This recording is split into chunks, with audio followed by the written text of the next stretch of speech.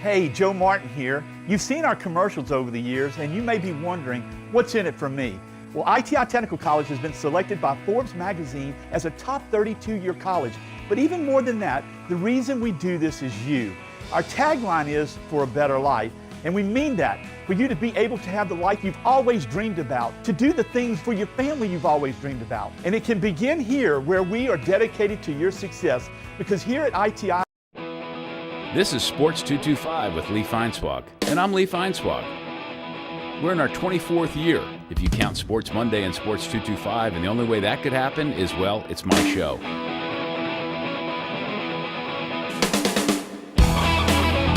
My best friend, Lee Feinswag, look at the Christmas. Sports 225 is brought to you by BREC. And now, me.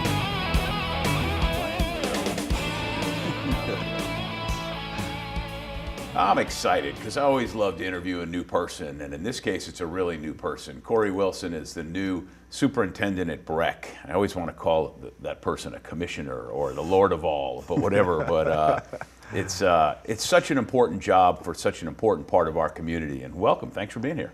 Thanks for having me. Good to be here. Yeah, so I know you hit the ground running when you got the job. Carolyn McKnight was there, and she was a great guest on this show and did a great job at BREC. And of course, you move into her spot. And, you know, what was job one?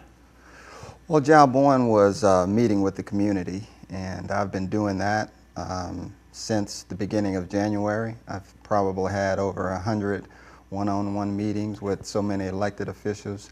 You know, I joked during my interview process, one of the commitments I made to the commissioners was that I would meet with every elected official here in the parish. And I probably should have checked the number of elected officials before I made that promise. But it's been fun. It's been a good experience just to let people know who I am and what sort of my thoughts and goals and visions are for BREC. Well, I mean, I heard that you in fact hit the ground running hard and backs up everything that you're saying, you know, trying to meet all those people. But what did you hear, you know? Well, fortunately, you know, most people were very pleased with the work that we've been doing. There were certain people who wanted to see us do better in terms of community relations. And again, so this is part of that. Even sitting here today is part of that. I'm glad I'm doing my part. Yes, I appreciate it. Again, thanks for having me here. And so yeah, most people were very pleased with us, and we're glad that I extended an invitation to sit down with them one-on-one. So overall, it's been going well. How many you got left, or have you hit everybody by now? No, you never hit everybody, and that's, you know, but by the time the year is over, I'll have to go and hit people again. So it's one of the main parts of the job is communicating and talking to people about BREC and just making sure, you know, we're at the table for a lot of things that are going on in Baton Rouge, because as you mentioned, we do play a big part in what goes on here. So we just want to make sure we have some input in that, and that others know what we're doing as well, so that ultimately we can better serve the community. So. Well, definitely have it duly noted that it was me who pursued him. Not that he didn't want to come on the show, but it was probably the least thing on his mind or whatever. Just so you know, it wasn't like, golly, can I be on Sports 225? No, I got you. I got to get this guy on. So when I was a kid, so basically I grew up in two areas. One was on the New Jersey shore, and then out on Long Island, Stony Brook, New York, where I grew up. But when we weren't playing touch football in the street, which we were, which was one of the great things, because you could throw passes behind cars and you could drag your feet and actually hit curbs. So here people don't really have curbs. They have these slopey things that go into their lawn. I don't know. But curbs are great because you can drag your toes in, make the catch, fall on the grass. Anyhow, but when we weren't doing that, we were always doing something at a park. Yes. At a neighborhood park. We were playing hoops, we were playing baseball, we were kicking around something, we were always doing something. Now you grew up in New Orleans. Yes. So that's called NORD?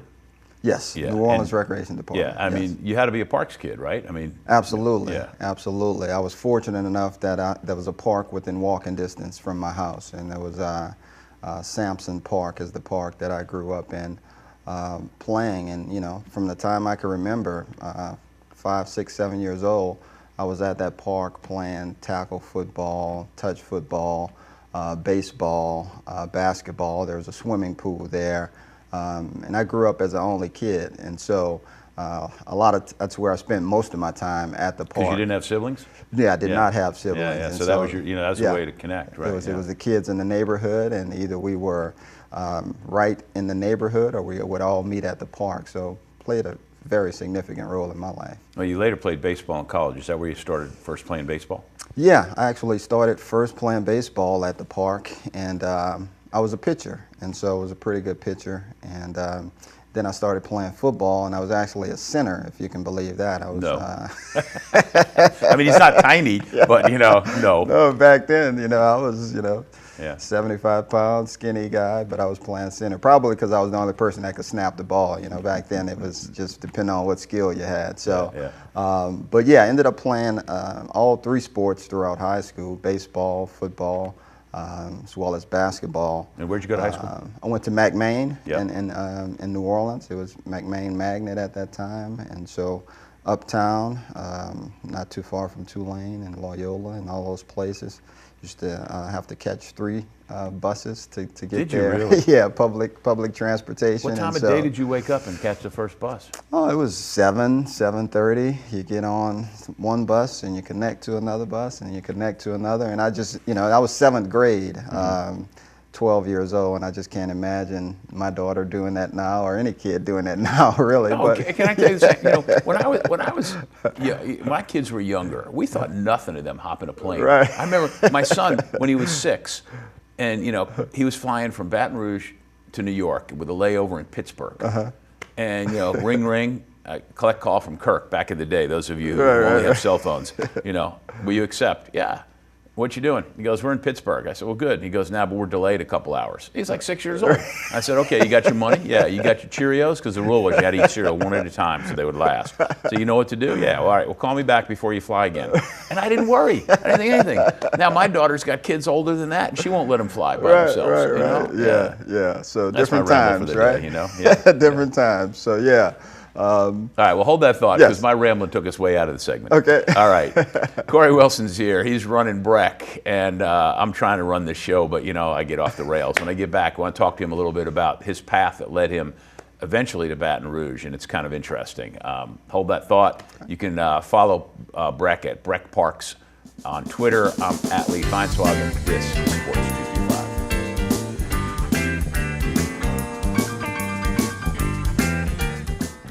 Hi, I'm the human dislike button. You may recognize me as the guy who enforces rules at BREC Parks.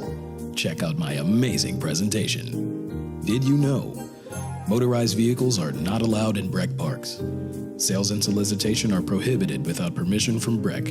And my favorite rule, keep BREC Parks clean by placing all trash in trash cans. Come on, you can do this. For more information about these and other BREC rules, please visit brec.org/HDB. Back on Sports 225, hanging out with BREC Superintendent Corey Wilson, the new kid on the block, although he's been there a while. But before we get to the BREC part, Yes. So you leave New Orleans and go to Morehouse. Yes. Now, you went there, I assume, as much for academics as baseball, but was it baseball that got you there?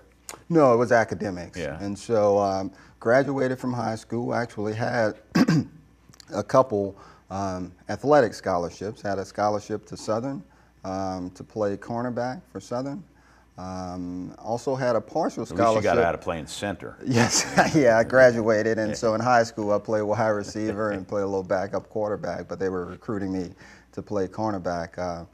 Also had a partial athletic scholarship to Duke University back then, and that's when Steve Spurrier was the coach back then. So, No kidding.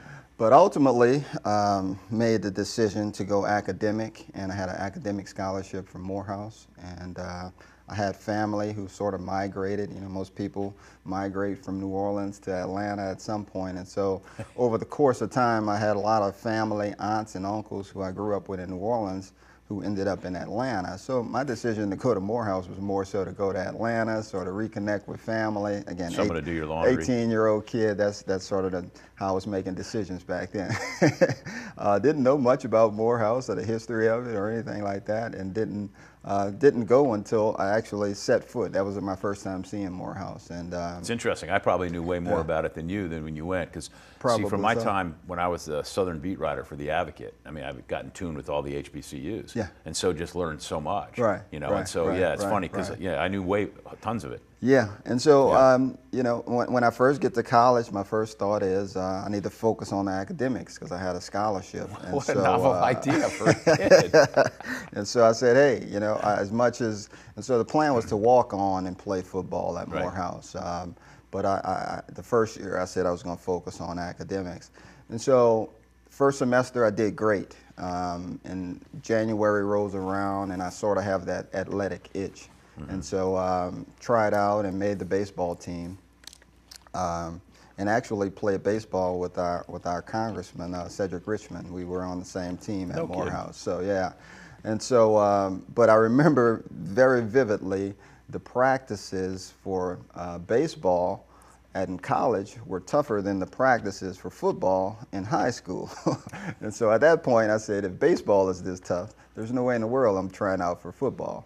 And so that's sort of how I ended up playing baseball and played for 2 years, and we were very successful as a baseball team, but because of financial reasons, they ended up getting rid of the team after 2 years. So Well, that was my last athletic venture. did you go straight from Morehouse to Harvard, or did you have some time in between? No, and so I graduated from Morehouse in accounting, and because I didn't have a car during college, I said I wanted to stay in Atlanta and get a chance to see Atlanta. So I made the decision to stay in Atlanta and work for, which was at the time a Big 6 accounting firm. I don't know, everything is consolidating now, so there's probably Big 2 or 3 now, but Ernst & Young. And so I worked for public accounting for Ernst & Young and Atlanta for 2 years after Morehouse. And then I made the decision, or not made the decision, it was always my dream, even when I was 17, 18, to go to law school. And so I knew I wanted to go to law school. And so I applied to about 20 law schools, applied to Southern, I applied to Tulane, I applied to University of Texas, University of Southern California, and everything in between. And was fortunate enough to get into Harvard. And so I made the decision and went to Harvard in 1998 and graduated 2001. So, Froze your butt off for 3 years. yes, Yeah. yes. The great yes. movie, The Paper Chase. You've Yes, seen that, of course, yes, right? yes, Yeah. Harvard's a special place. I mean, you know, It is. I've been on campus there a few times, and you know, been around it. And of course, you know, you graduate with a degree from there, and it matters historically, if nothing else, right? Yes. It's like it's pretty cool. Yes. So then you went to Houston. Do I have this right? Yes, you're Yeah, right. And yeah. so graduated from Harvard and had to make a decision about where to go then. Most of my classmates were going to New York or California, Washington, D.C. I wanted to be a little closer to home. My mom, my grandmother were still living in New Orleans. New Orleans didn't have the major national firms that were sort of recruiting from Harvard. And so Houston, which was a place I interned with a couple of times, major law firm, Aiken Gump in Houston was the law firm that I interned with and ultimately accepted a position with after school and worked there. Now, at any point Yes. during all of this, did it ever, you know, grab the water, go ahead if you need it, you know, whatever. I'm wearing them out. So at any point did you ever say, oh, I'll run a Parks and Rec department?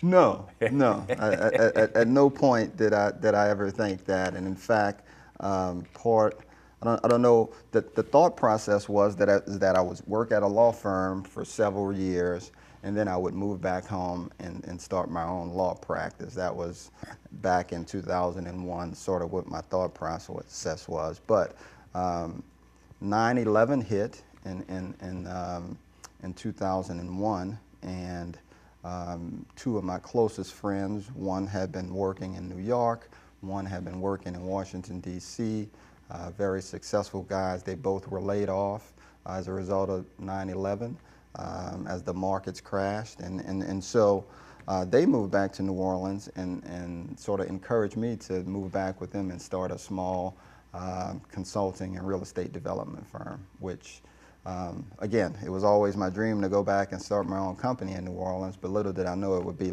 almost less than a year after I started working at the law firm. And by that time, you know, I was sort of the low man on the totem pole at the law firm and just sort of pushing papers and doing what staff attorneys do. And it wasn't that exciting to me, and I had an opportunity to go home and work with my friends. And I took the plunge. Yeah. It was All right. pretty risky. I'm already regretting that this isn't an hour show, but it's only a half hour, so we're killing this segment, and you never got to drink that bit of water. So we get back, we got to get him fast forward to where he takes over at BREC and what's on the horizon. He's Corey Wilson, the BREC superintendent. I'm Lee Feinswag of Sports 225.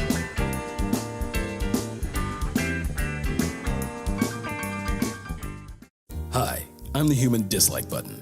You may recognize me as the rules guy for BREC Parks. Sometimes the rules slip past us, so I put together this amazing presentation. Did you know? Golf practice is only allowed at designated golf facilities. Firearms, explosives, and weapons are not allowed on BREC property. Metal detecting is allowed in some parks, but go to BREC's website to learn more about this and other park rules. For more information, visit brec.org/HDB.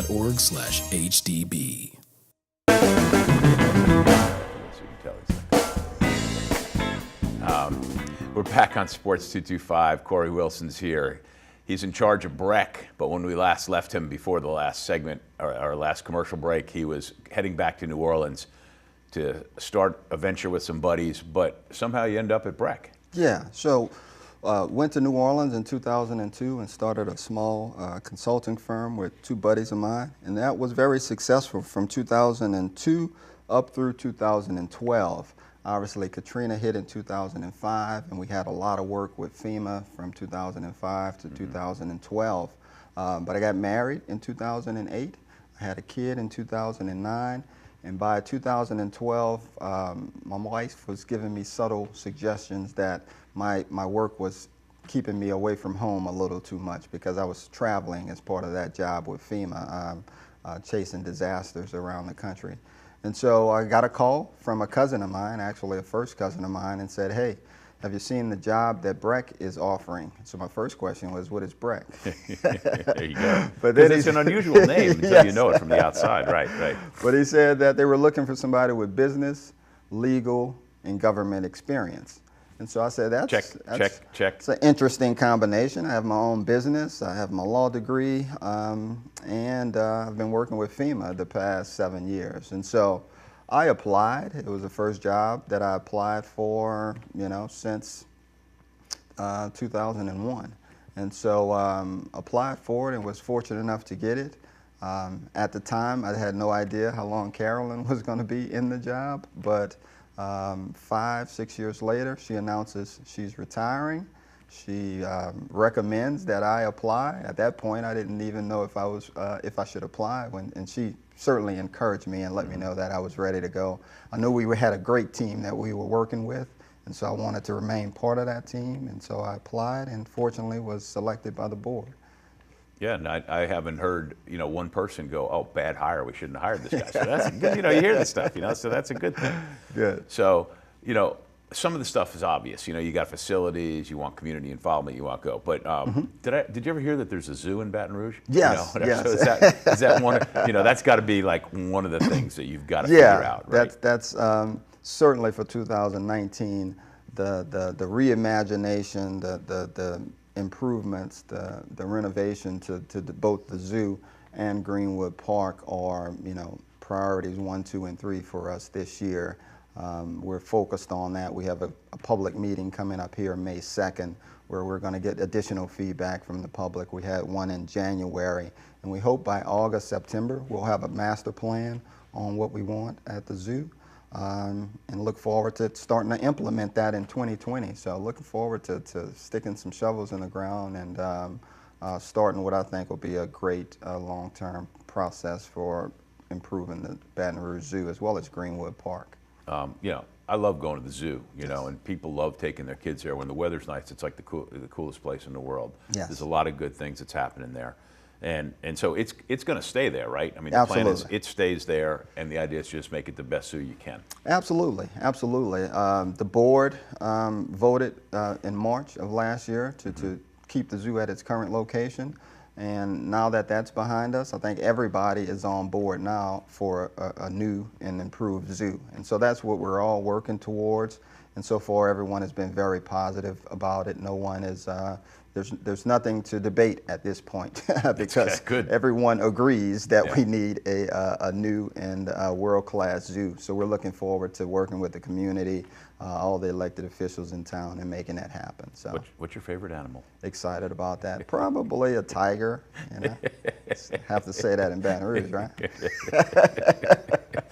I just, you know, whatever. And then golf courses are always something that you've always got to, you know, consider. Yes. Anything major coming up with golf?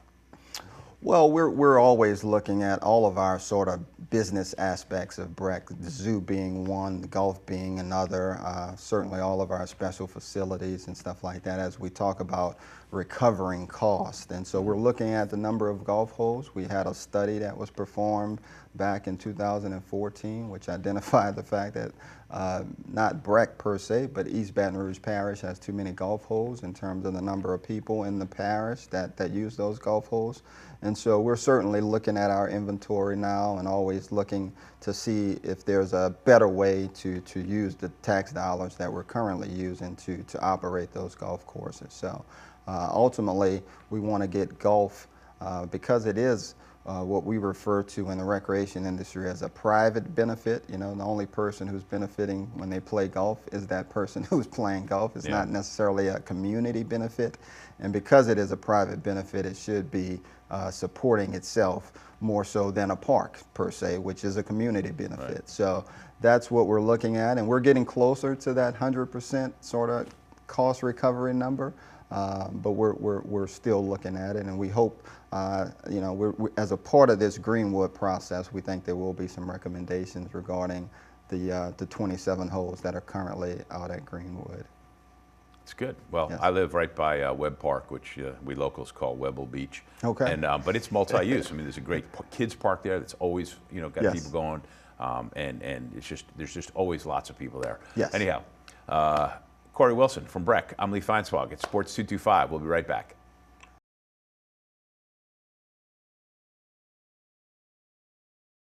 BREC parks close at dark. You want another? I think they'll pass. Amplified music and sound is prohibited without permission from BREC. No alcoholic beverages on BREC property. Smoking of tobacco products is not allowed.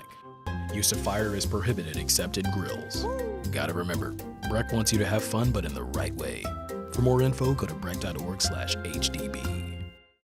Coming down the home stretch of another Sports 225. Start by thanking Chad and Cheryl from BREC for making sure that Corey got here okay and helping out. John Williams is directing from Think JCW.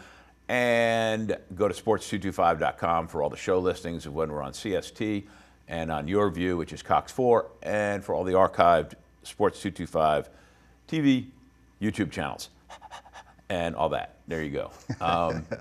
So whether it's getting warmer, and Liberty Lagoon will open up, and of course pools everywhere, and swim lessons and water activity is a huge part of BREC. Yes. And you're going to teach kids how to swim.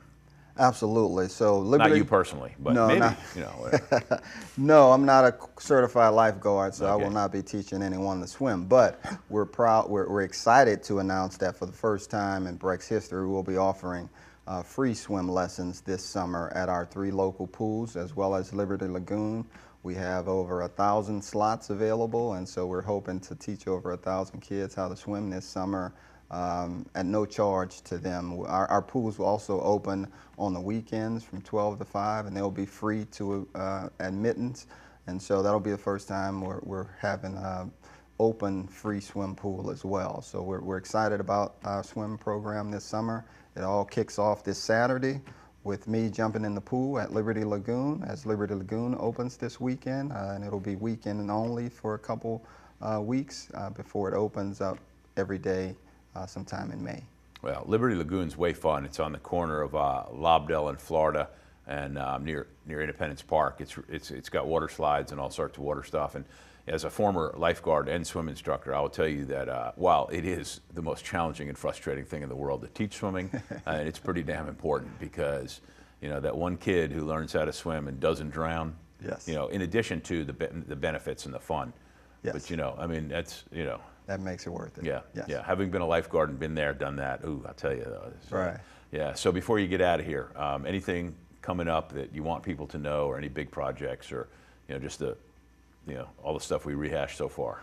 Yeah, well, I certainly intend on and building upon the legacy of BREC. We have a great legacy here, and I want us to be recognized as the best park system in the country. We certainly want the public to come out and give us as much input as possible on May 2nd, because we can't build great things without great input from the public. So we're looking forward to working on all those things and make Baton Rouge a great place to live. It's good. Yes. Having a parks and recreation system that fulfills the needs and is a great place to go is a big part of it. Yes. Finally tracked Corey Wilson down, got him on the show. Thank you so much. All right, thank you. All right, go to BREC.org for information about any of the programs. Remember May 2nd. Thank you, sir. Thanks for watching. This has been Sports 225.